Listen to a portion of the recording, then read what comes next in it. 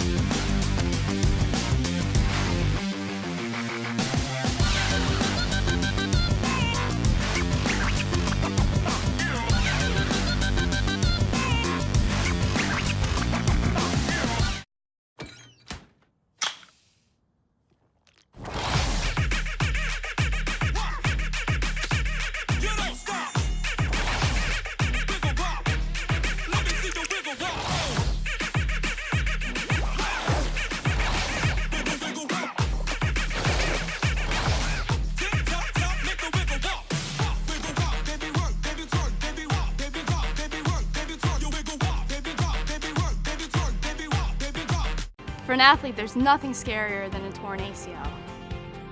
Athletes trust us with their care and their careers because we're a recognized leader in sports medicine.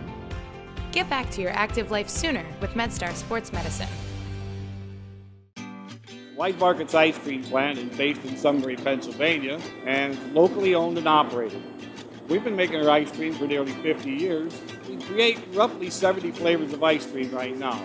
We use local ingredients, especially our cream, which is from our milk plant. The cream is what gives our ice cream a rich and creamy texture. Now, together with our customers, we've created a product called Peanut Butter Indulgence, which will be coming out this summer.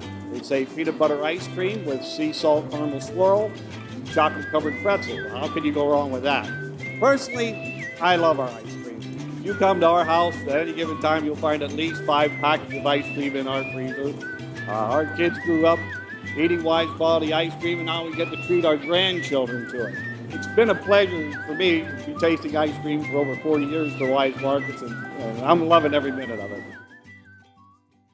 Welcome, fans, to another edition of the Tiger Football Report. I'm your host, Spiro Morekas, along with the head coach of the Tigers, Rob Ambrose. And, Coach, Saturday you get your first CAA game of the year, and against Villanova, a team that so far has only beaten Temple, an FBS rival right in their backyard, and gone up to Lehigh and crushed another in-state opponent in the Engineers, 31-9 this past Saturday.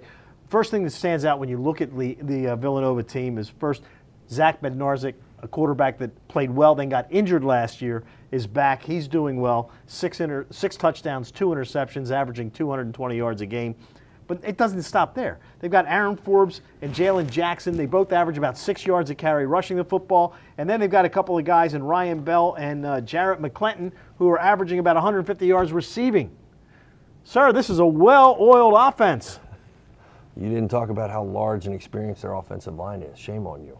Yes, they are. They are. And they, too, have gone through some tough roads and injuries, especially last year, and got a bunch of young guys a whole bunch of experience. And it's paying dividends now. It's a reason they're ranked number 10 in the country. You look at them from a defensive standpoint, and they run the ball about 65% of the time, throw it about 35% of the time. But you can't key on that, can you? No, not at all. And it really doesn't matter what they call, because the guy at the helm, they probably only have maybe 4 or 5 planned runs for him a game. And he's still running 10 to 15 times a game for plus yardage. So he is the X factor always. As good as his arm is and as good as their run game is, pass plays for them can always be extended to run plays because he is that good. You look on the defensive side, and there's not much slippage there either. I mean, they've only given up a total of 78 yards rushing in 2 ball games. Teams are averaging under 200 yards a game against them. It is just 2 games, but one of them is an FBS opponent in Temple. So defensively, they're playing extremely well. Nothing new. Historically, they've always been a very, very good defense. They've cycled through some coordinators, but now their defensive coordinator is Joe Traynor, who used to be the head coach of Rhode Island. And even during the years that Joe was at Rhode Island, they were very, very good on defense. This is a different scheme, but he's adapted it to some of his philosophies, and they're successful. So just like any other week, it's going to be a handful. You know, every year we talk about the CAA is deep, but this year, I mean, there are already 2 FBS wins. Villanova beat Temple and Maine beat Western Kentucky. Mm-hmm. You've got Rhode Island, who was picked to finish last. They're 2-0 in the CAA. New Hampshire, their quarterback gets injured. They're 0-2. But it's been topsy-turvy, and outside of the conference, as always, CAA dominating. Yeah, I mean, it's awesome. And I actually talked to both coaches about their wins and their upset wins, and I'm very happy for them. Like, they have well represented the league. And basically, the interesting fact is no one wants to play this. No one wants to play our league. No one wants to be in our league. They just sit and watch, and they all hope we beat each other up, and they take the busted remnants once we get to the playoffs. It is about surviving the schedule with health. And the team that survives the schedule with health the best is usually one that has the best chance to succeed at the next level. Mickey Matthews and Mike London both said the same thing to me when I took this job, that it's easier to win the national championship than it is to win the conference title in the CAA. Big words. Also, this is a game for you guys, third straight on the road.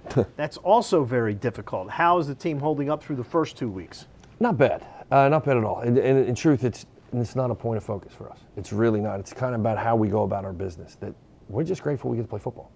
And it really doesn't matter where.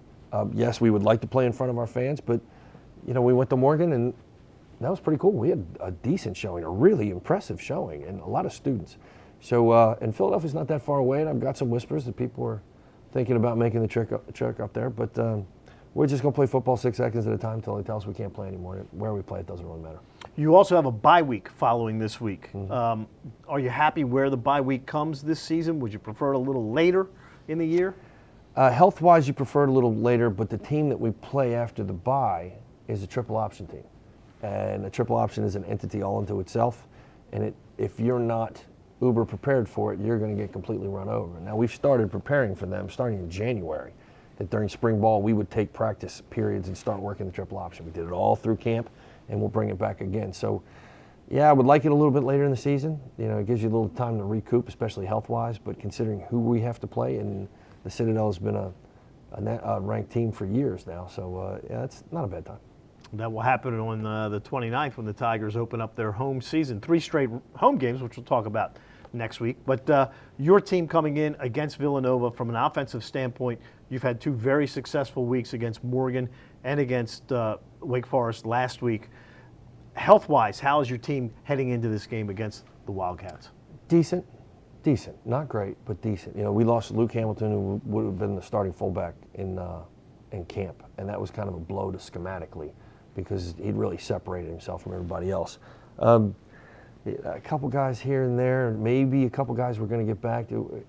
We're probably a hair better health-wise, consider we've already played our 1A opponent than some teams out there, but we could be better. So our staff in the training room's doing a great job. It's a mass unit, but we're doing okay. All right, so the Tigers take on the Wildcats Saturday at 3:30. Gordy Combs and I will have the call for you on CBS Sports Radio 1300 and TowsonTigers.com beginning at 3:15 with the pregame show. So for the head coach of the Tigers, Rob Ambrose, I'm Spiro Morekas. Thanks for watching this edition of the Tiger Football Report. And as always, go Tigers.